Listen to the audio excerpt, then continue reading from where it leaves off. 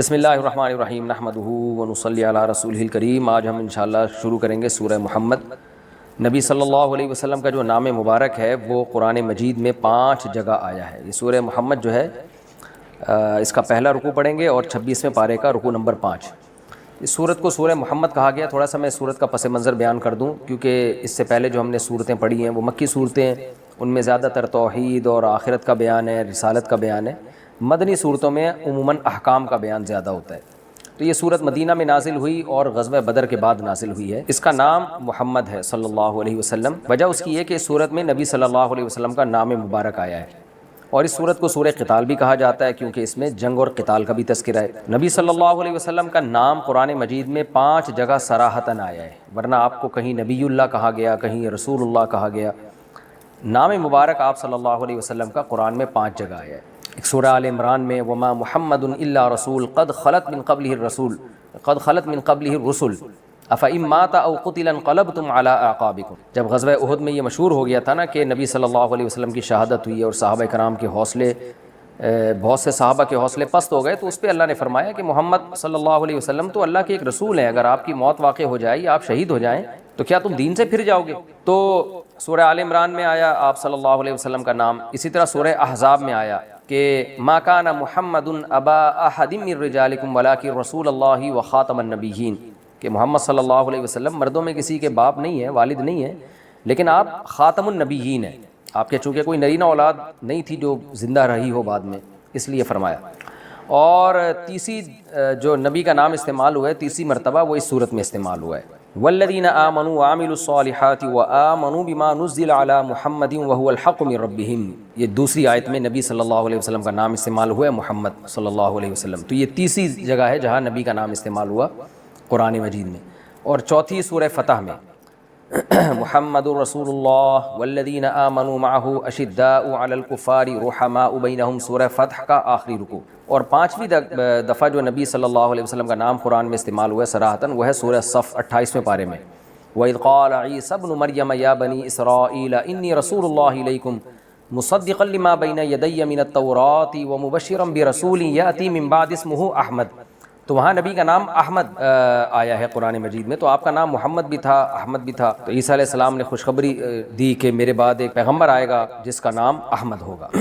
تو اس صورت میں جہاد اور قتال کا تذکرہ ہے، اور فدیہ لے کے جو ان کو چھوڑ دیا گیا تھا بدر کے قیدیوں کو، اس پہ نبی صلی اللہ علیہ وسلم کو تنبیہ کی گئی، اور جنگ اور جہاد کی ترغیب دی گئی، اور منافقوں کی پول پٹیاں کھولی گئی، کیونکہ جہاں جہاد آئے گا وہاں منافقوں کا نفاق کھل کے واضح ہو جائے گا۔ تو منافقوں کے کچھ احوال بیان کی گئے۔ یہ سورت کا تھوڑا سا میں نے آپ کے سامنے خلاصہ پیش کیا ہے۔ اب ہم چلتے ہیں الذین کفروا وصدوا عن سبیل اللہ اضل اعمالهم، وہ لوگ جو کافر ہوئے اور اللہ کے راستے سے انہوں نے روکا، اللہ نے ان کے اعمال کو برباد کر دیا۔ اعمال برباد کرنے کا مطلب ان کی نیکیاں برباد، کیونکہ کفر کے ساتھ کوئی نیکی قبول نہیں۔ خیر ابھی میں پہلے ترجمہ کر دوں مختصر گرامر کے ساتھ، پھر انشاءاللہ اس کی تفسیر کی طرف آؤں گا۔ والذین آمنوا وعملوا الصالحات، اور وہ لوگ جو ایمان لائے اور نیک اعمال کیے، وآمنوا بما نزل علی محمد، اور ایمان لائے اس کتاب پر جو نازل کی گئی ہے محمد پر صلی اللہ علیہ وسلم، وہو الحق من ربہم، اور وہ کتاب برحق ہے اپنے رب کی طرف سے ہے، کفر عنہم سیئاتہم، اللہ نے ان کی خطاؤں کو معاف کر دیا، واصلح بالہم، بال کہتے ہیں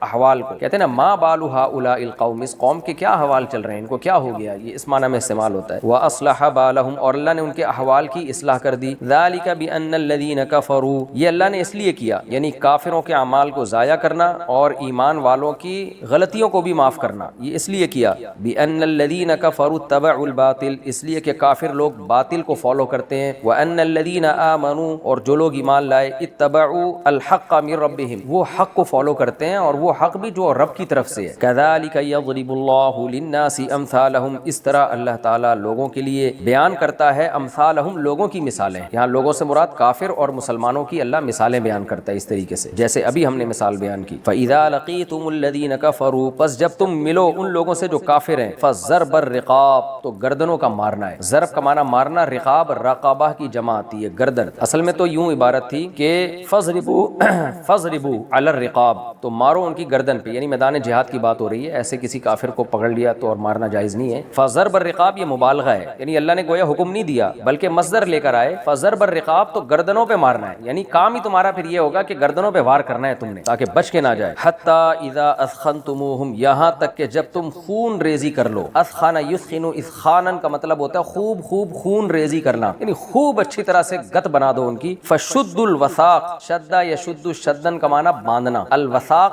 بیڑیوں کو، رسیوں کو، جو بھی چیز جس سے کسی کو باندھا جاتا ہے تو پھر رسیوں سے باندھو ان کو یا بیڑیوں سے باندھو، یعنی پھر گرفتار کرو. یہ کنایا ہے اس سے، کیونکہ اکثر جب قیدیوں کو گرفتار کیا جاتا ہے تو ان کے ہاتھ پیچھے باندھ دیے جاتے ہیں. تو لفظ باندھنے کا استعمال ہوا ہے کہ رسیاں باندھو، لیکن مراد کیا ہے؟ ان کو گرفتار کرو. فَإِمَّا پھر اس کے بعد یا تو، اما کا معنی ہوتا ہے یا تو. منم بعدو، من کہتے ہیں احسان کرنا، احسان کرنا ہے. دیکھیں یہاں بھی مبالغہ ہے، یوں نہیں فرمایا کہ فَإِمَّا تَمُنُّونَ پھر اس کے بعد تم احسان کرو یا قتل کرو یا چھوڑ دو، یوں نہیں فرمایا. فَإِمَّا منن، یا تو احسان کرنا ہے، مصدر ہے، یعنی یہی کام ہے تمہارا کہ یا تو پھر اس کے بعد تم نے احسان کرنا ہے. بعدو کا مطلب بعد هذا الاثخان وشد الوثاق، یعنی خوب خون ریزی کے بعد اور پھر گرفتاریوں کے بعد پھر تمہاری مرضی ہے کہ تم احسان کرو.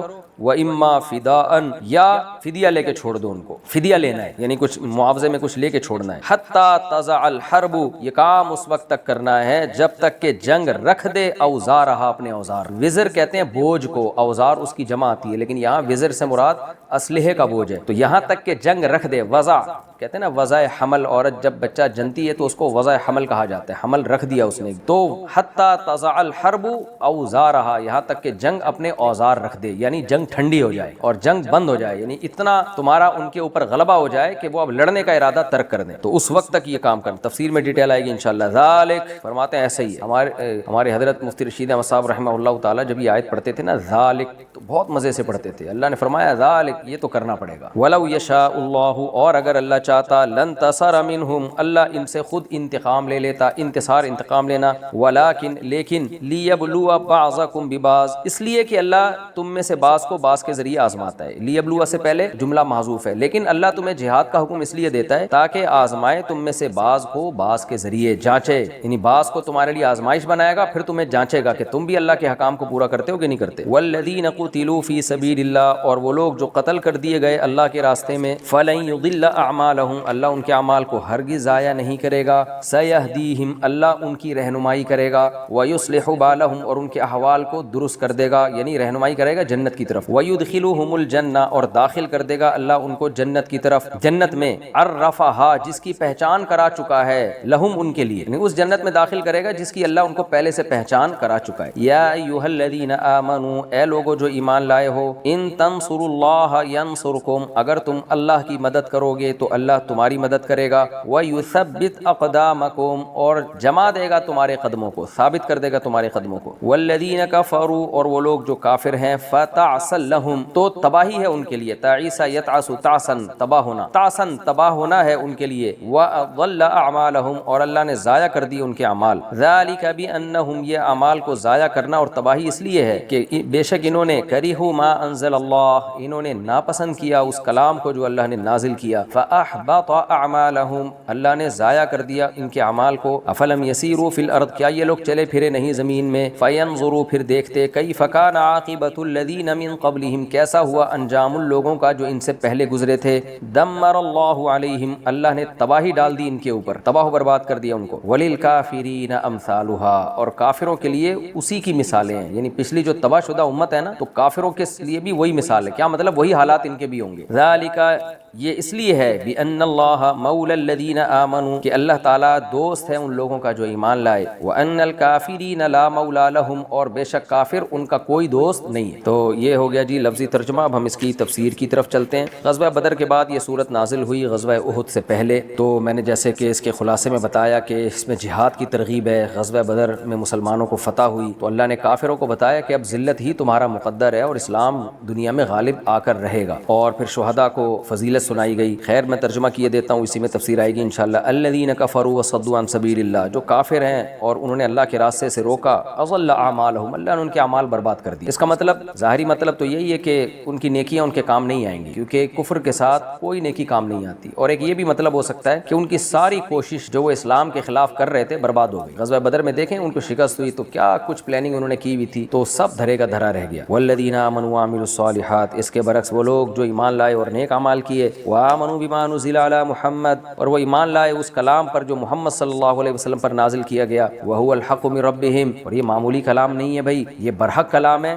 اور رب کی طرف سے ہے۔ تو جو اس کلام پر ایمان لائے گا اس کو اللہ نوازے گا بھی بہت زیادہ۔ وہ کیا نوازا ہے اس نے؟ کفر عنہم سیئاتہم واصلح بالہم، اللہ نے ان کے گناہوں کو معاف کر دیا اور ان کے احوال کی اصلاح کر دی۔ یعنی ایک طرف کافر ہے کہ وہ اچھے عمل بھی کر رہا ہے، برباد ہو رہے ہیں اس کے عمل، اور ایک طرف مسلمان ہے اگر وہ غلطی بھی کر رہا ہے تو کبیرہ گناہ توبہ سے معاف ہو رہے ہیں اور صغیرہ گناہ نماز سے اور ویسے ہی اللہ کی رحمت سے معاف ہو رہے ہیں۔ تو بالکل برعکس معاملہ ہے۔ اس سے پتہ چلتا ہے کہ ایمان اللہ کی نظر میں بہت بڑی نعمت ہے، ایمان توحید، تو یہ ہلکی نعمت نہیں ہے۔ آج سیکولر لبرل طبقہ ایمان اور توحید کو کوئی ویلیو نہیں دیتا۔ ہماری نظر میں اچھے انسان کی ڈیفینیشن میں اللہ پہ ایمان، اللہ کی کتابوں پہ ایمان ختم ہو گیا ہے۔ تو ہم نے اپنا ایک کرائٹیریا بنایا ہوا ہے کسی کو اچھا اور برا سمجھنے کا۔ ایسا نہیں ہے بھائی، جس نے اس کائنات کو بنایا ہے اس سے پوچھا جائے گا کہ آپ کی نظر میں سب سے اچھا کون ہے۔ میں بار بار مثال دیتا ہوں نا، والدین کی نظر میں اچھے کا معیار کچھ اور ہے، پڑوسیوں اور دوستوں کی نظر میں اچھے کا معیار کچھ اور ہے۔ ہو سکتا ہے ایک آدمی اپنے باپ کو باپ ہی نہ مانتا ہو، لیکن وہ ایک اچھے انسان کے طور پہ لوگوں سے اس کا بیہیویئر بہت اچھا ہو، تو لوگ تو کہیں گے بہت اچھا ہے بھائی، لیکن باپ نہیں مانے گا اس کو۔ اللہ تعالیٰ بھی کہتے ہیں جو مجھے خدا نہیں مانتا، خالق نہیں مانتا، یا میرے ساتھ غیروں کو شریک کرتا ہے، میں اسے اچھا کیسے کہہ سکتا ہوں؟ تو تمہاری نیکیوں کا اجر تو میں نے دینا ہے نا، تو میں نہیں دوں گا۔ جو کافر ہے اس کی نیکیوں کا میں اس کو اجر نہیں دوں گا، اور جو مجھے مانتے ہیں وہ میرے ہیں۔ اگر ان سے کمی کوتاہی بھی ہوگی توبہ استغفار کریں، اور کچھ گناہ تو میں اپنی رحمت سے ویسے ہی معاف کر دوں۔ اس سے بھائی بہت بڑی نعمت ہے ایمان۔ تبھی ہم نے اپنے علماء سے اکابر سے سنا ہے کہ لا تزغ قلوبنا بعد اذ ہدیتنا وہب لنا من لدنک رحمۃ انک انت الوہاب، یہ دعا بار بار مانگنی چاہیے۔ اے اللہ تو نے جب ایک دفعہ ہمیں ایمان کی دولت دے دی تو اب ہمارے دلوں کو ایمان سے پھیرنا نہیں۔ آگے اللہ تعالیٰ فرماتے ہیں ذالک بان الذین کفروا اتبعوا الباطل، اے اللہ تو اتنی بڑی سزا کافر کو کیوں دے رہا ہے کہ اس کی نیکیاں برباد کر رہا ہے؟ اس نے انسانیت کے لیے اتنا کچھ کیا، اس پہ کوئی اجر نہیں دے رہا۔ اللہ کہتے ہیں وجہ اس کی یہ ہے کہ احاطت بہ خطیئتہ، سورہ بقرہ میں ہے نا کہ جس کی یہ گناہ جو ہے اس کی نیکیوں پہ غالب آ گئے، پلڑا گناہ کا جھک گیا تو وہ نیکیاں، وہ گناہ جو ہے اس کی نیکی کو کھا جاتا ہے۔ وہ گناہ کیا ہے؟ ذالک بان الذین کفروا اتبعوا الباطل، اس لیے کہ کافر باطل کی اتباع کرتا ہے، اس نے مقتدا اور رہبری باطل کو بنایا ہے۔ وہ باطل کیا ہے؟ عقل بھی ہو سکتی ہے، عقل کامل نہیں ہے انسان کی، ہر چیز میں گائیڈ نہیں کر سکتی، وہ عقل سے فیصلہ کرے گا یا کلچر سے فیصلہ کروائے گا، کلچر بتائے گا صحیح کیا ہے غلط کیا ہے۔ کلچر تو بہت دفعہ غلط بات پہ غلط گائیڈ کرتا ہے، یا اس نے شیطان کو اپنا بڑا بنایا ہے، یا باپ دادا کو بڑا بنایا ہے، یا خواہشات کو بڑا بنایا ہے۔ تو اللہ تعالیٰ فرماتے ہیں یہ جو تم نے بڑا ہی کسی کو بنا لیا، تمہارا نظام ہی ٹھیک نہیں ہے، تم فالو ہی غلط کو کر رہے ہو، تو تمہاری نیکی کو پھر کیسے ہم ویلیو دیں؟ ذالک بان الذین کفروا اتبعوا الباطل، یہ اس لیے اللہ نے کیا کہ ان کے اعمال برباد کیے کہ کافر باطل کی اتباع کرتے ہیں۔ وان الذین آمنوا اتبعوا الحق من ربہم، اور ایمان والے حق کی اتباع کرتے ہیں، اور حق بھی وہ نہیں جس کو دنیا نے حق کہا ہو، وہ حق جو اللہ کی طرف سے ہو۔ تو اس لیے بہت بڑا فرق ہے کہ آپ کا عقیدہ تو صحیح ہونا سب سے پہلے، آپ مانتے تو ہو کہ صحیح کیا ہے غلط کیا ہے، صحیح اور غلط کی ڈیفینیشن تو صحیح کرتے ہو نا آپ۔ دیکھیں ایک آدمی نشہ کرتا ہے لیکن وہ مانتا ہے کہ یہ بری چیز ہے، اس کا کانسیپٹ صحیح ہے، تو کسی دن چھوڑ دے گا، وہ کم از کم اپنی برائی پر اس کو ندامت ہوگی۔ لیکن ایک آدمی اس کو برائی نہیں سمجھتا تو وہ کیسے برائی چھوڑے گا؟ تو یہی فرق ہے مسلم میں اور کافر میں۔ فرمایا کہ کذالک یضرب اللہ للناس امثالہم، اس طرح اللہ تعالیٰ لوگوں کے لیے ان کی مثالیں بیان کرتا ہے کہ ایک کی مثال کافر کی ہے، ایک کی مسلمان کی۔ کافر کی مثال کیا ہے کہ وہ باطل کو فالو کرتے ہیں لہذا ان کا کوئی عمل قبول نہیں ہے، اور مسلمان کی مثال کیا ہے؟ وہ حق کو فالو کرتا ہے، لہذا بشریت کے ناطے، انسان ہونے کے ناطے اس سے اگر کمی کوتاہی معاف بھی ہوئی تو اللہ اپنی رحمت کا پردے سے اس کو ڈھانپے گا، اور توبہ اگر کر لی تو ویسے ہی اللہ تعالیٰ اس کے گناہ کو معاف کرے گا۔ فَإِذَا لَقِيتُمُ الَّذِينَ كَفَرُوا فَضَرْبَ الرِّقَابِ، پس اللہ کہتے ہیں جب کافر خدا کو نہیں مانتا، باطل کو کی اتباع کرتا ہے، تو لہذا جب تمہاری اس سے ملاقات ہوا کرے، یہاں ملاقات سے یہ ملاقات نہیں ہے جو کسی کی دعوت میں یا جنازے پہ یا ویسے ہی، ملاقات سے مراد ہے میدان جنگ میں ملاقات، کیونکہ آیت کا سیاق و سباق جہاد کی ترغیب ہی ہے، اور صحابہ نے بھی اس آیت کا یہی مطلب سمجھا۔ کبھی بھی ایسا نہیں ہوتا کہ صحابی کے سامنے کوئی کافر آیا ہو تو صحابی نے آیت پڑھی ہو کہ جب تم کافروں سے ملو تو گردن مار دیا کرو، تو یہ مطلب ہرگز نہیں ہے، تو خاص سیاق میں فَإِذَا لَقِيتُمْ، جب تمہاری ملاقات ہو، کیا مطلب؟ جب تمہاری میدان جنگ میں ملاقات ہو۔ اب سوال پیدا ہوتا ہے کہ جب میدان جنگ کی ملاقات مراد ہے تو میدان جنگ کا اللہ نے تذکرہ کیوں نہیں کیا؟ بھائی اس تذکرہ اگلی آیت میں آ رہا ہے کہ یہ اس وقت تک کرنا ہے جب تک جنگ اپنے ہتھیار ڈال نہ دے، جنگ بند نہ ہو جائے۔ تو اور مبالغہ مقصد ہے، ہم بھی جب کسی کو دھمکی دیتے ہیں نا تو یوں نہیں کہتے جب میں تجھ سے لڑنے کے لیے آؤں گا تو پھر میں دیکھتا ہوں تیرا کیا کرتا ہوں میں، بلکہ ہم کہتے ہیں ٹھیک ہے میری کبھی تجھ سے ملاقات ہوئی نا تو پھر دیکھتے ہیں کیا کرنا ہے۔ تو مراد لڑائی والی ملاقات ہی ہوتی ہے۔ اس لیے اللہ فرماتے ہیں پس جب یہ بات ہے فَإِذَا لَقِيتُمُ الَّذِينَ كَفَرُوا، بس جب تمہاری ملاقات ہو کافر سے یعنی میدان جنگ میں، فَضَرْبَ الرِّقَابِ، تو گردنوں پہ وار کرنا ہے، کیونکہ یہ باطل کی اتباع کرتے ہیں، ان کو پنپنے نہیں دینا۔ میدان جنگ میں جب لڑائی ہو تو گردنوں پہ وار کرنا ہے۔ حَتَّى إِذَا أَثْخَنْتُمُوهُمْ، اے اللہ ہم وار کریں اور اگر شکست ہو تو ان کو قیدی بنائیں۔ فرمایا نہیں، جب تک تم خوب خون نہ بہا دو، کیونکہ بہت طاقتور تھا اس وقت کا کافر مشرکین مکہ۔ فرمایا جب خوب خون ریزی کرو، یعنی ان کی طاقت ٹوٹ جائے، کیونکہ کوئی بھروسہ نہیں ہے، پہلے گرفتار کیا تو یہ دوبارہ رہا ہو کر تم پہ حملہ کریں گے۔ تو جب خوب خون ریزی ہو جائے اور وہ مان لیں کہ اب شکست ہونے والی ہے، پھر اللہ فرماتے ہیں فَشُدُّ الْوَثَاقِ، اس کے بعد گرفتاریاں ہیں، اس کے بعد پھر تم نے گرفتاری کرنی ہے، سب کو قتل نہیں کرنا، پھر جو گرفتار ہو تو ان کو گرفتار کر لینا ہے۔ فَإِمَّا مَنًّا بَعْدُ، پھر اس کے بعد تمہاری مرضی ہے، چاہے تو اس کے بعد تم احسان کرو، چھوڑ دو بھائی، چلو بھائی جاؤ شاباش۔ وَإِمَّا فِدَاءً، یا فدیہ لے کے چھوڑ دو۔ پہلے فدیے سے اللہ نے منع کیا تھا، لیکن پھر فدیے کی اللہ نے اجازت دے دی، یہ پہلے ہم صورت میں پڑھ چکے ہیں، سورہ انفال میں اور سورہ توبہ میں اس کے حکام پڑھ چکے ہیں، لیکن بہرحال پھر بعد میں اللہ نے اجازت دے دی تو یہ اس کے بعد ہے۔ اس کے بعد تم فدیہ لے کے چھوڑو، لیکن یہ کام اس وقت تک کرنا ہے حتیٰ تضع الحرب اوزارہا، یعنی خون ریزی، گردنوں پہ مارنا، اور یہ اس وقت تک کرنا ہے حتیٰ تضع الحرب اوزارہا، یہاں تک کہ جنگ اپنے ہتھیار ڈال دے، یعنی جنگ ٹھنڈی نہ ہو جائے، اور یہ کنایہ ہے کافر کو شکست نہ ہو جائے، وہ تسلیم نہ کر لے، وہ تمہارے سامنے جھک نہ جائے، اس کو کہتے ہیں کہ جنگ نے ہتھیار ڈال دیے۔ اللہ فرماتے ہیں ذالک، یہ ہے ایسا کرنا ہے، کیوں؟ وَلَوْ يَشَاءُ اللَّهُ لَانتَصَرَ مِنْهُمْ، اے اللہ تو ہمیں کیوں اتنی آزمائش میں ڈال رہا ہے؟ اگر تجھے کافروں کا کفر اتنا ناپسند ہے اور ان کا میدان جنگ میں آ کے مسلمانوں سے لڑنا اتنا ناپسند ہے، تو آسمان سے فرشتے اتار اور ان کو تباہ و برباد کر دے۔ تو نے نوح علیہ السلام کی قوم کو بھی تو تباہ کیا، تو نے فرعون کو بھی تو اپنے ہاتھوں سے غرق کیا، تو اے اللہ ہمارے ساتھ بھی ایسا ہی کر لے۔ بھائی تجھے کفر سے نفرت ہے نا، اور کافر جو ظلم کر رہا ہے تجھے اس ظلم سے نفرت ہے، تو خود انتقام کیوں نہیں لیتا؟ اللہ نے اس کا جواب دیا وَلَوْ يَشَاءُ اللَّهُ لَانتَصَرَ مِنْهُمْ، اگر اللہ چاہتا تو ان سے خود انتقام لے لیتا، لیکن اللہ کی عادت ہے لِيَبْلُوَ بَعْضَكُمْ بِبَعْضٍ، اللہ تمہیں حکم دیتا ہے کہ تم لڑو تاکہ اللہ تمہیں بعضوں کے ذریعے آزمائے۔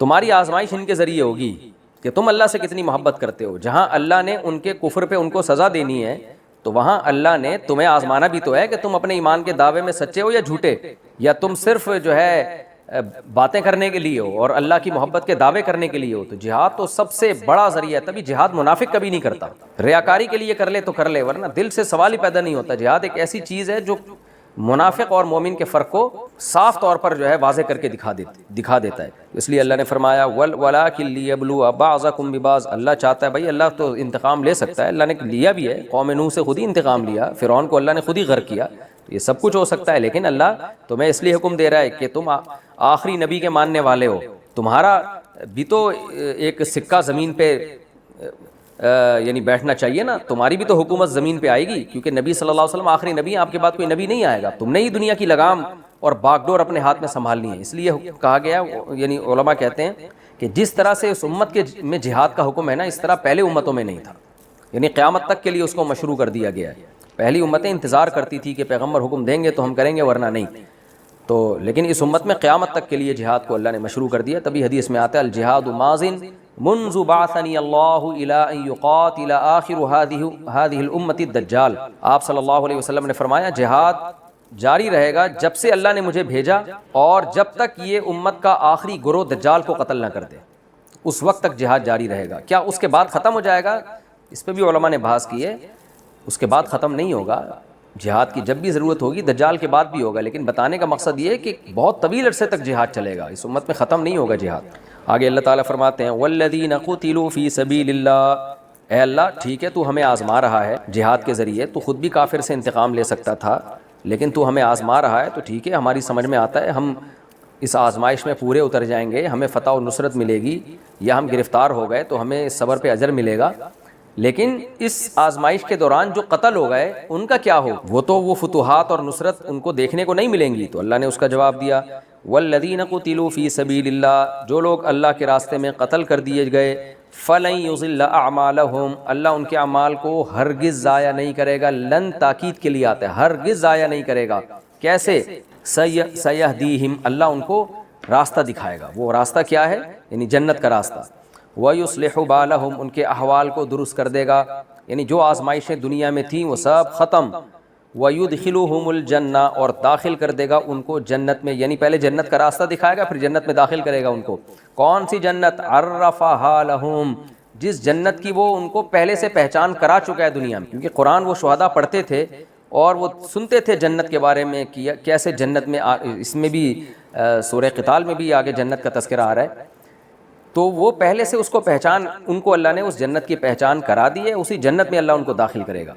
آگے اللہ تعالیٰ مسلمانوں کو جہاد کی ترغیب دے کے فرماتے ہیں یا ایھا الذین آمنوا، اے لوگو جو ایمان لائے ہو، ان تنصروا اللہ ینصرکم، اگر تم اللہ کی مدد کرو گے تو اللہ بھی تمہاری مدد کرے گا۔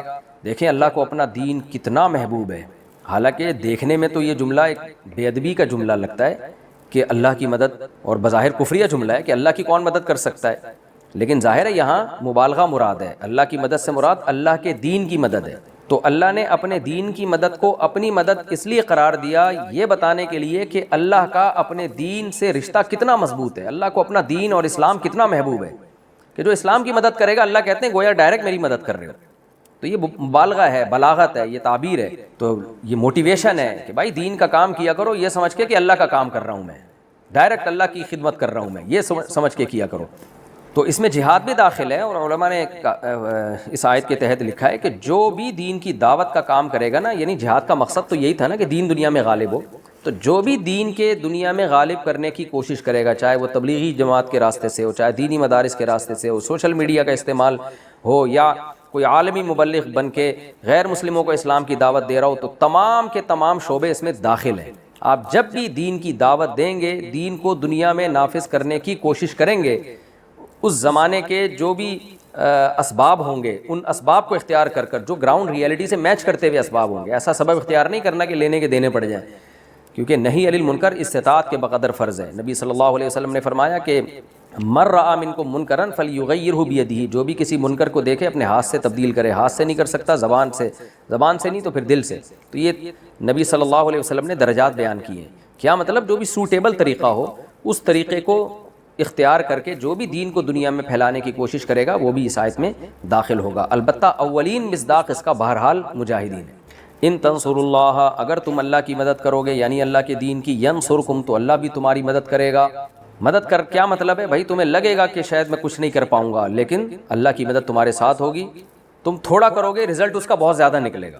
وَيُثَبِّتْ أَقْدَامَكُمْ، اور تمہارے قدموں کو بھی اللہ جما دے گا، صبر کی اللہ تمہیں توفیق بھی دے گا، جو کام تمہیں بہت مشکل لگ رہا ہوگا اللہ اس کو تمہارے لیے آسان کرے گا۔ وَالَّذِينَ كَفَرُوا، اور جو تمہارے مقابلے میں آئیں گے، جو دین کو دنیا سے ختم کرنے کی کوشش کریں گے، ظاہر ہے وہ کافر ہیں۔ تو اگر تم دین کی کو پھیلانے میں لگ گئے تو اللہ فرماتے ہیں جو کافر ہیں فَتَعْسَلْ لَهُمْ، ان کے لیے تباہی ہے، وَأَضَلَّ أَعْمَالَهُمْ، ان کے اعمال کو اللہ ضائع کرے گا۔ یہاں بھی اعمال کا مطلب یا تو نیکیاں ہیں یا ان کی کوششوں کو اللہ ضائع کرے گا۔ آج جو کافروں کی کوششیں ضائع نہیں ہو رہی نا، وہ پنپ رہے ہیں، اس میں ہماری کوتاہی ہے کہ ہم کچھ نہیں کر رہے۔ جیسے میدان جہاد میں اگر ہم تیاری کے بغیر اتر جائیں تو شکست کھائیں گے پھر ہم، تو یہ اس کی نسبت اللہ کی طرف نہیں ہوگی، اس کی نسبت ہماری طرف ہوگی۔ تو ہم کمزور ہیں، ہم اپنی ذمہ داریوں کو پوری نہیں کر رہے، اس لیے اللہ نے آج کفر کو دنیا میں غلبہ دیا ہے۔ ذالک بانہم کرہوا ما انزل اللہ، بھائی اللہ تمہاری مدد کرے گا اگر تم اپنی ذمہ داری پوری کرو، اور کافر کو شکست دے گا۔ کیوں؟ وجہ اس کی اللہ بیان کرتے ہیں، اس لیے کہ کافر کرہوا ما انزل اللہ، وہ ناپسند کرتے ہیں اس کلام کو جو اللہ نے نازل کیا ہے، ان کو قرآن پسند نہیں ہے۔ فاحبط اعمالہم، ان کے اعمال کو اللہ نے ضائع کر دیا۔ پھر آگے اللہ ایک مثال سے بات ہمیں سمجھا رہے ہیں کہ دیکھو اللہ کو اگر کافر سے اور اللہ کے نافرمان اور دین سے روکنے والوں سے اگر محبت ہوتی تو پچھلی بستیوں کو اللہ ایسے ہلاک نہ کرتا۔ افلم یسیروا فی الارض، کیا یہ لوگ زمین میں چلے پھرے نہیں؟ فینظروا، پھر دیکھتے کیف کان عاقبۃ الذین من قبلہم، کیسا ہوا انجام ان لوگوں کا جو ان سے پہلے گزرے ہیں۔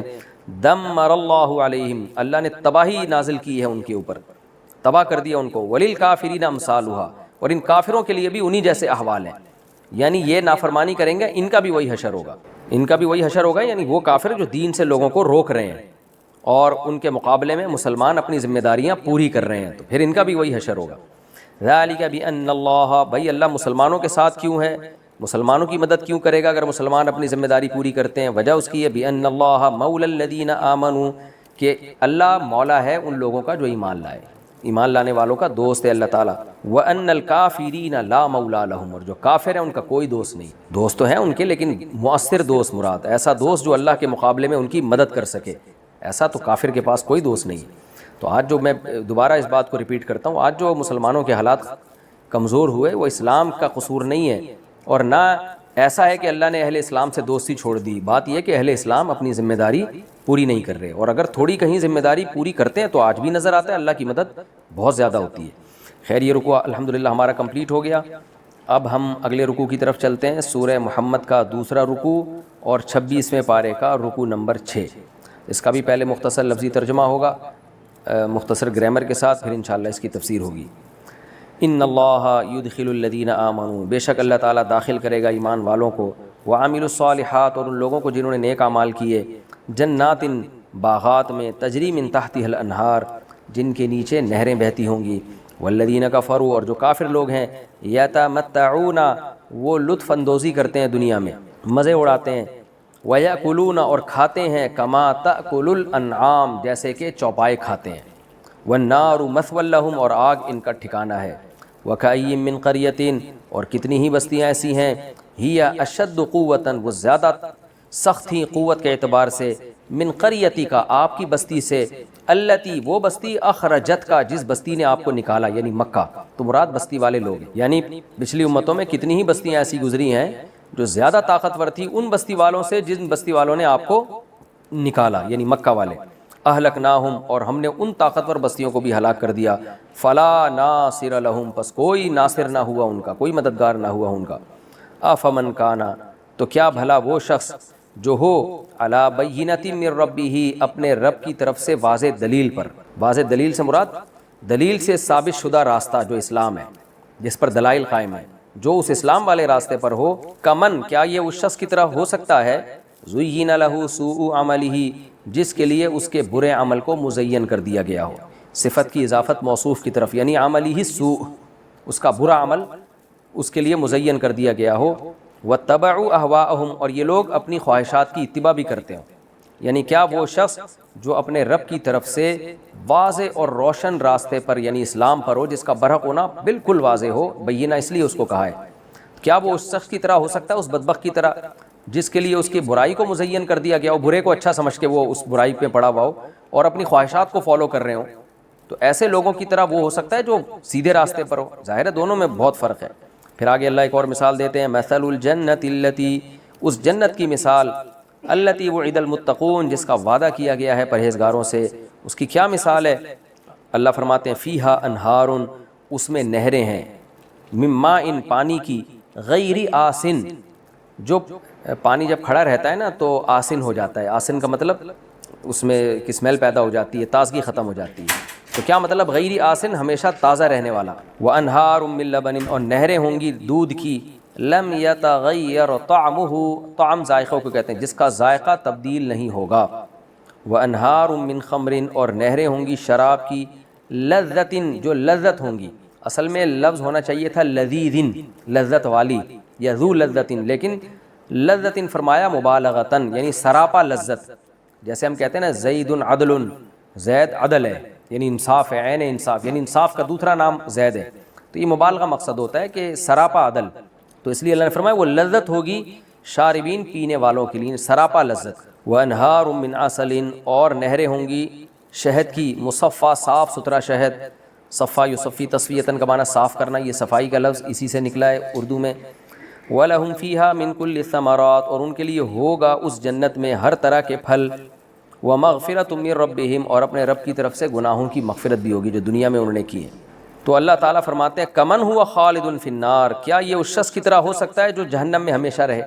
یعنی مثال تو اللہ نے جنت کی دی ہے، آگے فرمایا کہ یہ شخص اس شخص کی طرح ہو سکتا ہے، تو سوال پیدا ہوتا ہے پیچھے مثال جنت کی ہے، جنت میں رہنے والے شخص کی مثال تو نہیں ہے نا، تو اس کا جواب یہ ہے کہ اس سے خود بخود مفہوم ہوتا ہے کہ جو جنت کی نعمتیں بیان ہو رہی ہیں اس سے اصل میں ان لوگوں کی ان کے مزے بیان ہو رہے ہیں جو جنت میں رہیں گے، تو اس لیے اس سے پہلے جملہ محذوف ہے کہ افمن کانا مخلدن فی الجنہ، بھلا وہ شخص جو ایسی جنت جس کا پہلے تذکرہ ہوا ہو اس میں رہتا ہو، کا من ہوا خالد فی النار، وہ اس جیسا ہو سکتا ہے جو ہمیشہ جہنم میں رہے، وسقوا ماء، اور پلایا جائے ان لوگوں کو پانی، سقا یسقی سقاءن کا معنی پلانا، تو سقو اصل میں تھا سقی وو، پھر سقی یو بنا، پھر سقو بنا، زوریبو کی طرح پلائے جائیں گے ماءً ایسا پانی حمیماً کھولتا ہوا، فقطع وہ کاٹ ڈالے گا امعاءہم ان کی آنتوں کو۔ معن کہتے ہیں معاء آنت کو، اور امعاء اس کی جمع آتی ہے، میم عین کے بعد یا آتا ہے اور دو زبر آتے ہیں اس کے اوپر، معن جو حالت وقت میں پڑھا جاتا ہے معاء، تو امعاءہم کاٹ ڈالے گا ان کی آنتوں کو۔ ومنہم اور ان میں سے بعض لوگ ایسے ہیں، یہ منافقین کا تذکرہ ہے، من یستمع الیک جو کان لگاتے ہیں آپ کی طرف، حتی یہاں تک کہ اذا خرجوا من عندک جب نکلتے ہیں آپ کے پاس سے، قالوا تو کہتے ہیں للذین اوتوا العلم ان لوگوں سے کہتے ہیں جن کو علم دیا گیا ہے، اہل علم اصحاب رسول، ان سے کہتے ہیں ماذا قال آنفا کیا کہا ہے ابھی ابھی، آنفاً کہتے ہیں ابھی ابھی کو، کیا کہا ہے محمد صلی اللہ علیہ وسلم نے ابھی ابھی۔ تفسیر میں ڈیٹیل آئے گی انشاءاللہ۔ اولئک الذین طبع اللہ علی قلوبہم یہ وہ لوگ ہیں جن کے دلوں پر مہر لگا دی ہے اللہ تعالیٰ نے، واتبعوا اہواءہم اور انہوں نے اپنی خواہشات کو فالو کیا ہے، والذین اہتدوا اور جو ہدایت یافتہ لوگ ہیں جن کو ہدایت ملی ہے، زادہم اللہ بڑھا دیتا ہے ان کو ہدن ہدایت کے اعتبار سے، وآتاہم تقواہم اور اللہ ان کو ان کا تقوی بھی عطا کرتا ہے، ان کا تقوی سے مراد وہ تقوی جو ان کے مقدر میں ان کا حصہ ہے تو وہ بھی اللہ ان کو عطا کرتا ہے، تفسیر میں ڈیٹیل انشاءاللہ۔ فَهَلْ يَنظُرُونَ إِلَّا السَّاعَةَ تو پس کیا یہ لوگ انتظار کر رہے ہیں سوائے قیامت کا؟ میں نے بتایا تھا نا اللہ جب آتا ہے حل کے بعد تو حل نفی کے معنی میں ہوتا ہے، تو کیا یہ لوگ انتظار نہیں کر رہے سوائے قیامت کا؟ یعنی کیا یہ صرف قیامت کا انتظار کر رہے ہیں؟ ان تاتیہم یعنی اس بات کا کہ ان تاتیہم بغتتاً کہ وہ قیامت آ جائے ان کے پاس اچانک، فقد جاء اشراطها تو تحقیق آ چکی ہیں قیامت کی علامتیں۔ یہ شرط کی جمع ہے، شرط علامت کو کہتے ہیں، اشراط اس کی جمع، اور ایک ہوتا ہے شرط، کہتے ہیں نا شرط لگاؤ، اس کی جمع آتی ہے شروط تو وہ شرط کو کہتے ہیں، اور شرط را کے زبر کے ساتھ علامت کو جس کی جمع اشراط۔ اللہ فرماتے ہیں تحقیق آ چکی ہیں اس کی علامتیں، فَأَنَّا لَهُمْ پس کہاں سے ہوگی ان کے لیے، اذا جاءتہم جب یہ قیامت ان کے پاس آ جائے گی، ذکراہم ان کی نصیحت، یعنی ذکرہ نصیحت کو کہتے ہیں نا، تو اللہ فرماتے ہیں جب یہ قیامت آ ہی جائے گی تو فَأَنَّا لَهُمْ ذِكْرَاهُمْ پھر ان کے لیے ان کی نصیحت کہاں سے ہوگی، یعنی اس نصیحت کا فائدہ مراد ہے، یعنی پھر وہ کیا فائدہ اس نصیحت کا، لام نفع کے لیے آتا ہے نا، لہم میں لام، یعنی انا لہم ذکراہم تو ان کی نصیحت کا ان کو کیا فائدہ ہوگا پھر اس وقت، کوئی فائدہ نہیں، یعنی اس وقت اگر نصیحت حاصل ہو بھی جاتی ہے تو کوئی فائدہ نہیں۔ فعلم پس اے مخاطب جان لے تو انہو کہ بے شک بات یہ ہے کہ ضمیر شان لا الہ الا اللہ اللہ کے سوا کوئی عبادت کے لائق نہیں، یہ نبی سے خطاب ہے اصل میں، اے نبی صلی اللہ علیہ وسلم آپ جان لیں کہ لا الہ الا اللہ کہ اللہ کے سوا کوئی عبادت کے لائق نہیں، واستغفر اور اے نبی آپ مغفرت طلب کیجئے لذنبک اپنے گناہوں پر، تو نبی کے لیے گناہ کا لفظ استعمال نبی کی شان کے حساب سے کیا گیا ہے، ورنہ نبی سے گناہ کا صدور ممکن نہیں ہے، تو کوئی بھی ایسا کام جو خلاف اولا ہو اس کو بھی نبی کے حق میں نبی کی شان کی وجہ سے گویا کہ گناہ سمجھا گیا ہے، ورنہ نبی صلی اللہ علیہ وسلم کے بارے میں اہل سنت والجماعت کا عقیدہ قرآن و سنت سے بات ثابت ہے کہ انبیاء سے کبھی بھی گناہ نہیں ہوتا، تو جو بھی خلاف اولا کام ہوئے ہیں آپ سے جس کو اللہ گناہ سے تعبیر کر رہے ہیں آپ کی شان کو سامنے رکھ کر، تو اے نبی آپ ان سے استغفار کیجئے اپنے لیے بھی، وللمؤمنین والمؤمنات اور یہ استغفار مومن مردوں کے لیے بھی اور مومن عورتوں کے لیے بھی کیجئے، واللہ یعلم اور اللہ جانتا ہے، متقلبکم یہ مصدر ہے، مصدر میمی کہلاتا ہے اس میں ظرف کے وزن پر، تمہارے الٹنے پلٹنے کو یعنی تمہاری حرکت کو، مراد اس سے اعمال ہیں، ومثواکم اور تمہارے ٹھکانوں کو بھی، متقلب سے مراد اعمال نہیں، یعنی تمہارے گھر سے نکلنے آنے جانے اور تمہارے ٹھکانے کہ تم کہاں آتے ہو، مطلب تمہارے تمام احوال کو اللہ تعالیٰ جانتا ہے۔ یہ جی سورہ محمد کا دوسرا رکوع، سورہ قتال کا دوسرا رکوع، اس کا لفظی ترجمہ مکمل ہو گیا، لیکن ابھی تفسیر میں وقت ہمارا چونکہ تقریباً مکمل ہو چکا ہے، 1 منٹ باقی رہ گیا، تو پھر انشاءاللہ ہم اگلے ایپیسوڈ میں اس کی تفسیر شروع کریں گے، تو انشاءاللہ اگلے ایپیسوڈ میں سورہ قتال، سورہ محمد اس کا دوسرا رکوع اور چھٹا رکوع ہوگا 26ویں پارے کا، اس کی تفسیر سے انشاءاللہ میں اس رکوع کی ابتدا کروں گا۔ ان اللہ یدخل الذین آمنوا سے اللہ تعالیٰ ہمیں سمجھنے کی عمل کی توفیق عطا فرمائے، وما علینا الا البلاغ۔ رسول اللہ صلی اللہ علیہ وسلم جس سال پیدا ہوئے 570 عیسوی، حضرت عیسیٰ علیہ السلام کے آسمان پہ اٹھائے جانے کے 570 سال کے بعد، 570 عیسوی میں ہی آپ صلی اللہ علیہ وسلم کی پیدائش سے پہلے یمن کا بادشاہ تھا ابرہہ، جس کا پوتا ہے نجاشی، جو رسول اللہ صلی اللہ علیہ وسلم کے دور میں جس نے اسلام قبول کیا۔ یمن میں عیسائیوں کی بڑی مضبوط حکومت تھی، اور عیسائیوں کے ہاں حج بھی ہوتا تھا، مگر بیت اللہ کی طرف لوگ بہت کثرت سے آتے تھے۔ تو ابرہہ جو عیسائیوں کا بادشاہ تھا،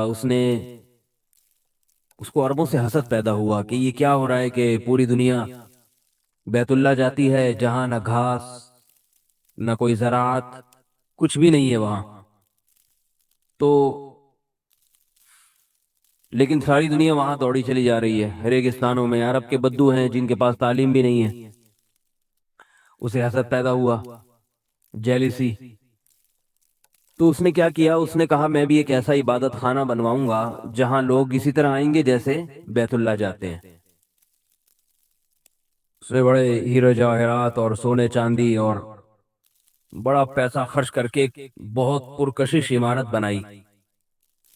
جبکہ یہ جو بیت اللہ ہے نا، یہ تو آج تو پھر بھی اس میں کنسٹرکشن کا بہت کام ہو چکا ہے، اس زمانے میں تو بالکل سادہ۔ نیچے جو فرش تھا نا، آج سے 150-200 سال پہلے تک وہ مٹی کا تھا بیت اللہ میں۔ بارش ہوتی تھی تو کیچڑ سے بھر جاتا تھا وہ، اور بیت اللہ کی دیواریں وہ گارے کی۔ ایسا بھی ہوتا تھا جب بارش ہوتی تھی تو مقام ابراہیم بارش کے پانی میں بہہ کے کہیں اور چلا جاتا تھا، اسے اٹھا کے لا کے واپس اپنی جگہ پہ فٹ کرتے تھے۔ ایسا سادہ، یعنی اللہ کا گھر ہے، بارش ہو رہی ہے تو اس سے بچنے کا کوئی انتظام نہیں ہے۔ بیت اللہ میں پانی بھر جایا کرتا تھا، اب بھی بھر جاتا ہے بعض دفعہ، اور مقام ابراہیم کئی دفعہ بارش کے پانی میں بہہ کے چلا گیا، اسے اٹھا کے دوبارہ لا کے اپنی جگہ پہ لگایا ہے۔ تو یعنی دنیاوی لحاظ سے اس میں اٹریکشن کی کوئی بھی چیز نہیں ہے کہ جسے دیکھ کے لوگوں کے دل کھینچیں۔ اسلام آباد کی شاہ فیصل مسجد ہے، وہاں لوگ جاتے ہیں خوبصورتی کی وجہ سے، پارکوں میں جاتے ہیں خوبصورتی کی وجہ سے۔ تو ابرہہ کو اس پہ حسد ہوا کہ یہ کیا بات ہے کہ ریگستان ہے، دھوپ گرمی کچھ بھی نہیں ہے، یہ تو پیٹرول اب ہے، پہلے تو یہ بھی نہیں تھا۔ اور عرب بھی ایک جاہل قوم سمجھی جاتی تھی، تہذیب سے آری، لیکن دنیا وہاں جاتی ہے۔ بڑی خوبصورت عالی شان عمارت بنائی اس نے، اور اس عمارت میں کسی عرب نے کیا کیا، رات کو قضائے حاجت، قضائے حاجت تو سب مسلمان سمجھتے ہی ہوں گے، صحیح ہے نا، کسی نے اس میں گند کر دیا، تو وہ اس کو بڑا غصہ آیا کہ یہ کیا ہے۔ تو اب اس کو یہ خیال پیدا ہوا کہ یہ جو بیت اللہ ہے نا، 4 دیواری، اس کو میں گرا کے چھوڑوں گا، کیونکہ جب تک یہ ہے میرا حج چل نہیں سکتا، لوگ میری طرف آ نہیں سکتے۔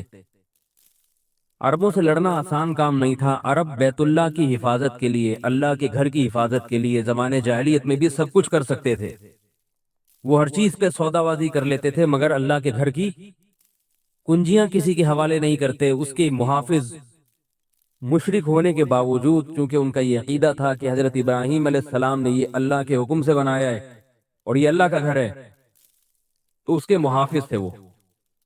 تو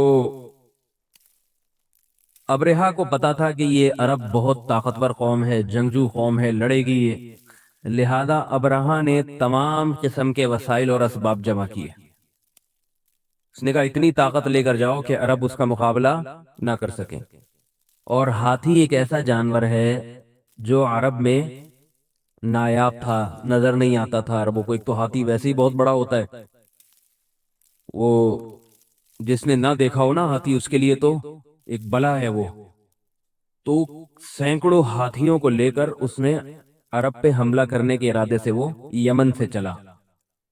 آپ نقشے میں دیکھ سکتے ہیں، یمن سے پیچھے ساؤتھ افریقہ ہے، یعنی یہ بارڈر ملتے ہیں ان کے آپس میں۔ ایتھوپیا جو نجاشی جہاں کا بادشاہ تھا، جسے حبشہ کہا جاتا تھا، تو جب یہ آیا ہے تو عبد المطلب کو پتا چلا، صنعاء کے مقام پر اس نے قیام کیا۔ عبد المطلب جو رسول اللہ صلی اللہ علیہ وسلم کے دادا تھے، ان کو جا کے اطلاع دی گئی، آپ نے مخبر بھیجے، لوگوں کو بھیجا، تو سب نے آ کے بتایا بھئی اتنا بڑا لشکر ہے، اتنے ہاتھی ہیں اور اتنی مخلوق ہے کہ ہم اس کا مقابلہ نہیں کر سکتے۔ ابرہا نے آتے ہی اپنا روب جمانے کے لیے سب سے پہلے کیا کیا، کچھ تھوڑی سی لوٹ مار بھی شروع کر دی اس نے۔ عبد المطلب کے 200 اونٹ وہ لے گیا، شب خون مارا اور حملہ کیا اور 200 اونٹ بھی لے گیا۔ اب عبد المطلب نے لوگوں سے کہا کہ بھئی اتنا بڑا لشکر ہے، اس کی حفاظت ہمارے بس میں نہیں ہے، ناممکن ہے، لہذا یہ اللہ پہ چھوڑ دو، جس کا گھر ہے وہ اپنے گھر کی خود حفاظت کرے گا۔ اب ہوا یہ کہ ابرہا نے بلایا کہ بھئی عرب کے جو بڑے ہیں، جو بیت اللہ کی کنجیاں جس کے پاس ہیں، جو رکھوالے ہیں، متولی ہیں، وہ میرے پاس آئیں بات چیت کے لیے۔ اور اس نے پہلے پیغام دلوا دیا کہ میرا مقصد عربوں سے لڑائی نہیں ہے اور عربوں کا علاقہ چھیننا مقصد نہیں ہے، کیونکہ اسے پتا تھا جنگ پھر بہت زیادہ سخت ہو جائے گی، میں صرف بیت اللہ کو گرانے آیا ہوں۔ تو عبد المطلب کو اس نے بلایا۔ عبد المطلب جب اس کے پاس گیا تو وہ ابرہا تخت پہ بیٹھا ہوا تھا۔ عبد المطلب بہت خوبصورت انسان تھے، ابراہیم علیہ السلام کی اولاد میں تھے، ظاہر ہے خوبصورت ہوں گے، اور مردانہ وجاہت بہت تھی، چہرے پہ شرافت اور عزت کے آثار۔ تو یہ ابرہا اپنے تخت سے اٹھا ہے اور بڑے پرتپاک طریقے سے ان سے ملا، ان کو بڑی عزت کے ساتھ اپنے ساتھ تخت پہ بٹھایا اور کہا کہ آپ کیوں آئے ہیں؟ عبد المطلب نے کہا کہ میں اپنے 200 اونٹ چھڑوانے کے لیے تمہارے پاس آیا ہوں۔ اچھا، پہلے یہ پیشکش بھی کی کہ ہم تمہیں بہت زیادہ مال و اسباب دیں گے، کہا جاتا ہے کہ بنو تہامہ کے 1/3 مال تمہیں ہم دے دیں گے، تم بیت اللہ کو نہ گراؤ۔ یہ پہلے پیشکش ہو چکی تھی، لیکن ابرہا نے اس پیشکش کو رد کر دیا۔ تو اس نے عبد المطلب سے پوچھا تمہارا مطالبہ کیا ہے؟ عبد المطلب نے کہا میرا مطالبہ یہ، میرے 200 اونٹ میرے حوالے کر دو۔ ابرہا حیران ہوا کہ جو تمہارے باپ دادا کا دین ہے، بیت اللہ جس کی عبادت کرتے ہو، اس کی بات نہیں کر رہے اور اپنے اونٹوں کی بات کر رہے ہو۔ عبد المطلب نے کہا کہ اونٹ میرے ہیں اور یہ بیت اللہ جو اللہ کا گھر ہے، یہ کس کا ہے؟ یہ اللہ کا ہے، اس کی حفاظت وہ خود کرے گا۔ یہ کہا اور ابرہا نے چھوڑ دیا، اس کے اونٹ عبد المطلب کے حوالے کر دیے۔ پھر ابرہا آگے بڑھا ہے تو عرب کے جتنے قبائل تھے، قریش سمیت، یہ سارے پہاڑوں پہ چڑھ گئے دیکھنے کے لیے کہ اللہ اپنے گھر کی حفاظت کیسے کرتا ہے، کیونکہ بہت بڑا لشکر تھا۔ تو اچانک کیا دیکھا ہے کہ سمندر کی طرف سے کچھ ایسے پرندے اڑتے ہوئے آ رہے ہیں جو انہوں نے پہلے کبھی دیکھے نہیں تھے، اور حیران ہو گئے کہ یہ نہ نجد میں پائے جاتے ہیں اور نہ ہم نے کہیں اور یہ پرندے دیکھے ہیں۔ کچھ عجیب سی مخلوق تھی، وہ پرندے تھے، اور وہ پرندوں میں کہا جاتا ہے کہ ایک ایک پرندے کے پاس 3 کنکریاں تھیں، ایک چونچ میں، ایک دائیں پنجے میں اور ایک بائیں پنجے میں، اور وہ چھوٹی چھوٹی کنکریاں جب وہ ان پہ گرتی تھیں تو وہ ان کے جسم، ہاتھیوں کے بھی جسم گل کے وہیں ختم ہو جاتے۔ اللہ کی قدرت کے اللہ نے ابرہا کو بچا لیا، وہ مرا نہیں۔ ابرہا اور اس کے کچھ ساتھی بھاگنے میں کامیاب ہو گئے، لیکن کنکری چونکہ لگ چکی تھی، اللہ نے ان کو بھاگنے میں اس لیے کامیاب ہونے دیا تاکہ یہ اپنے علاقے میں جا کے خبر بتائیں لوگوں کو، اور پوری دنیا کے لوگوں کو یقین آ جائے کہ اللہ اپنے گھر کی حفاظت کیسے کرتا ہے۔ تو یہ لوگ بھاگے ہیں اور ابرہا بیمار ہو کے اس کے جسم کا جو گوشت ہے، انگلیوں کے پورے آہستہ آہستہ گلنے لگے اور بالآخر بہت ہی بدترین موت، مر گیا۔ اس نے بتایا کہ ایسا ہوا ہے۔ تو عرب کے جتنے ارد گرد کے قبائل تھے اور یمن میں اور جتنی اڑوس پڑوس میں خبریں پھیل سکتی تھیں، سب میں پھیل گئیں کہ بھئی ایک معجزہ صادر ہو گیا ہے۔ اتنی بڑی فوج لے کر ایک آدمی نے حملہ کیا، یمن کے بادشاہ نے، مگر اللہ نے اس کی تدبیر کو ناکام کر دیا۔ علماء نے بیان کیا ہے کہ یہ واقعہ اور اسی سے ملتا جلتا جو زمزم کا کنواں دریافت ہو گیا دوبارہ۔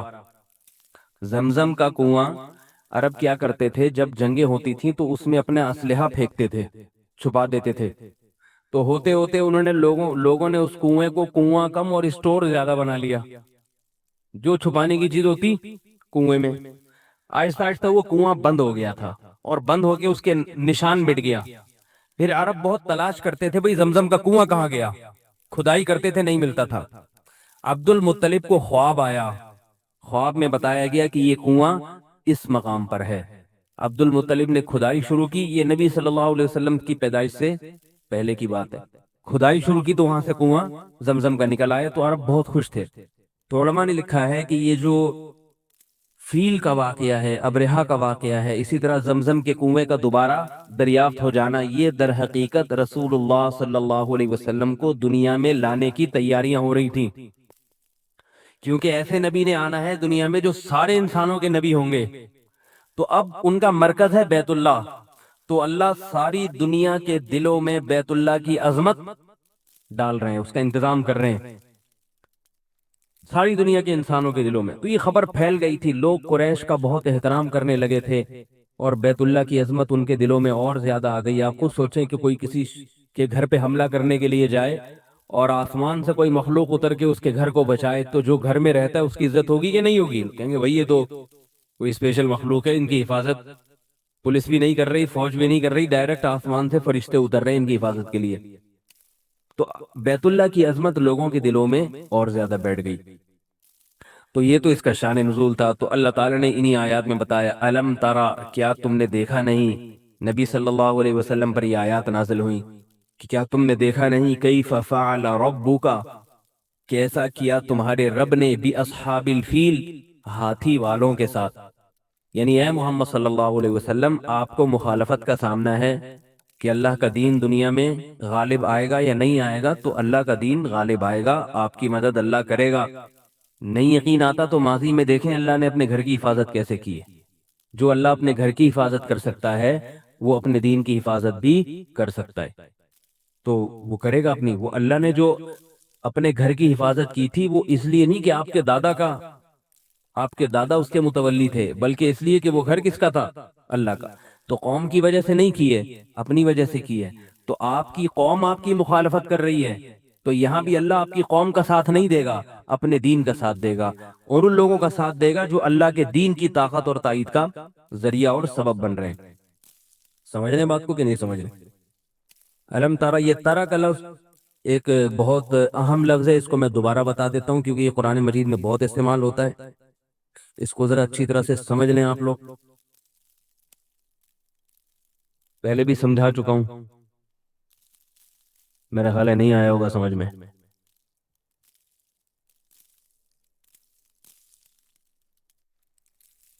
علم تارا، آ کا معنی بولو بھائی کیا؟ ترا کیا ہے؟ ترا سے ملتا جلتا لفظ آپ نے پڑھا ہے ترحم، رحم کرتا ہے یا کرے گا تو ایک آدمی۔ ترا اصل میں تھا تر ایو، کیا تھا؟ تر ایو، ترحمو کی طرح، بہت اہم لفظ ہے یہ۔ اگر آپ نے سمجھ لیا نا تو صرف سے متعلق، یعنی اس سے مشکل لفظ کوئی بھی نہیں ہے۔ اس میں گڑبڑ بہت ہوئی ہے، تو یہ گڑبڑ کیسے ہوتی ہے یہ آپ کی سمجھ میں آ جائے گا۔ لفظ ٹوٹ پھوٹ کے کن حالتوں میں تبدیل ہوتا ہے یہ سمجھ میں آ جائے گا آپ کے۔ تر ایو، دیکھتا ہے یا دیکھے گا تو ایک آدمی، صحیح ہے۔ اب یہ جو تر ایو ہے نا، اس میں حروف گڑبڑی یا بھی ہے اور حمزہ بھی ہے۔ حمزہ بھی میں نے بتایا نا کبھی کبھار گڑبڑ کر جاتی ہے۔ تر ایو، تر ایو، اس کو پڑھتے ہیں ترایو، کیونکہ تر ایو مشکل لگ رہا ہے ان کو۔ جیسے تسالو کو تسلو،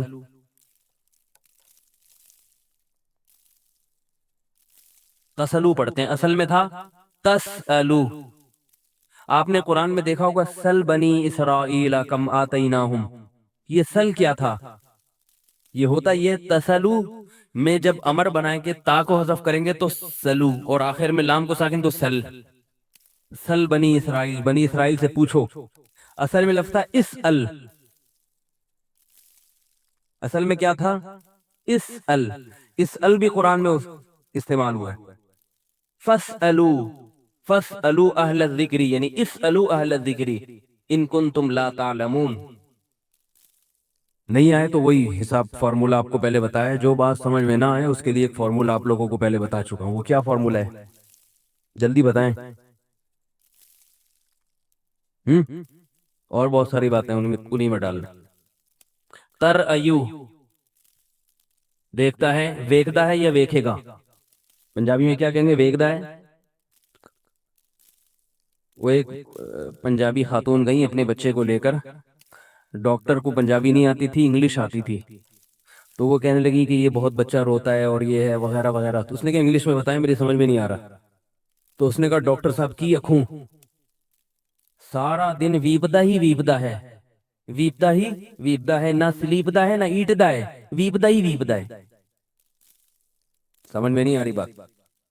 ना स्लीपदा है ना ईटदा है, वीपदा ही वीपदा है। ये तो समझ में आ जाना चाहिए, लतीफा है ये सबक का हिस्सा नहीं। तर अयू, इससे क्या बन गया? तारायू। अब ये हरूफ गड़बड़ी है तो तारायू, जैसे मैंने बताया दावा को दा, रमाया को रमा, तो तरायू को तरा। तरायू को क्या करते हैं? तरा।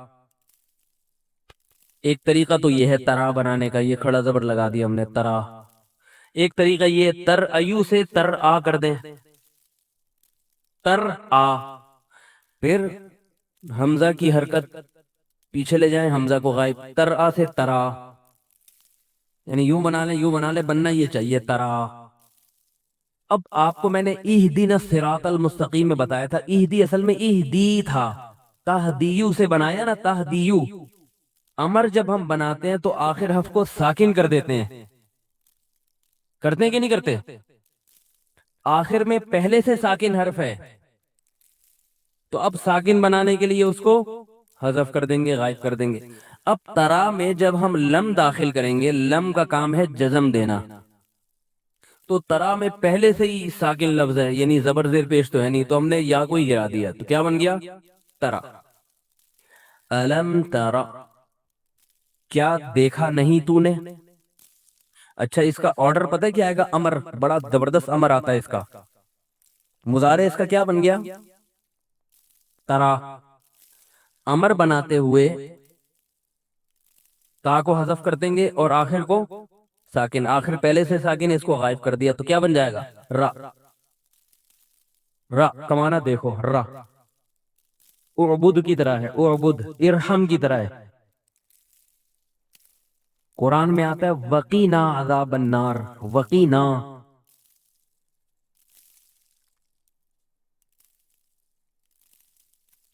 ये लफ्ज समझाने के लिए मैं एक और लफ्ज बता रहा हूं, वकीना। रब्बना आतिना फिद दुनिया हसनतन व फिल आखिरति हसनतन वकीना अज़ाबन नार, है ना? ये वकीना क्या है? असल में लफ्ज है तौक़ीयू।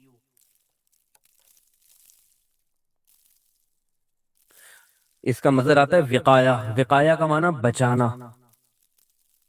विकाया का माना क्या है? बचाना। उर्दू में नहीं इस्तेमाल होता ये लफ्ज। तौक़ीयू, हमने क्या किया? तौक़ीयू को बना दिया तक़ीयू। ये हुरूफ गड़बड़ी आ रहा है। तौक़ीयू को, जैसे मैंने बताया था तौईदू को तईदू, एक जगह आया है ना, ये एक जगह कहाँ आया है बताएं? मलिक अन्नास इलाही नास में लम यलिद में आया है, यौलिदू को यलिद, लम यलिद वलम यूलद। लम यलिद असल में क्या था? यौलिद, तो बना क्या दिया हमने? यलिद। तो ऐसे ही तौक़ीयू, तकी, तकीयू बना दिया हमने, वाव को हज़फ कर दिया, ये बन गया जी तकीयू। अब ये तकीयू, तकीयू को हम करते हैं तकी। यू मुश्किल लग रहा है ना, हुरूफ गड़बड़ी है ना, गड़बड़ तो करेंगे। तकी। अब इसका माना है बचाता है या बचाएगा तू। अब इससे ऑर्डर बनाना है, तो ऑर्डर का आसान तरीका, ता को हज़फ किया, की, पहले से आखिर साकिन है तो उसको गायब कर दिया, तो की। सिर्फ की रह गया कि नहीं रह गया? की का माना बचा। नहीं आई बात? वकीना, वाव का माना और, की का माना बचा, ना का माना हमें, और बचा तू हमें अज़ाबन नार, नार के अजाब से, आग के अजाब से। समझ गए? नहीं आ रही? کوئی بات نہیں. الم تارا کیا نہیں دیکھا تو نے. لم کا کام ہے جزم دینا اور پوزیٹو کو نیگیٹو میں لے جانا اور پریزنٹ کو پاس میں لے جانا. الم تارا کیا نہیں دیکھا آپ نے کیف فعل ربک باصحاب الفیل. یہ آسان ہے. الم یجعل کیدہم، قید کہتے ہیں بری تدبیر کو. کیا نہیں بنائی اس نے ان کی تدبیر. فی تضلیل، تضلیل تسبیح کی طرح ہے، ضلالت سے نکلا ہے.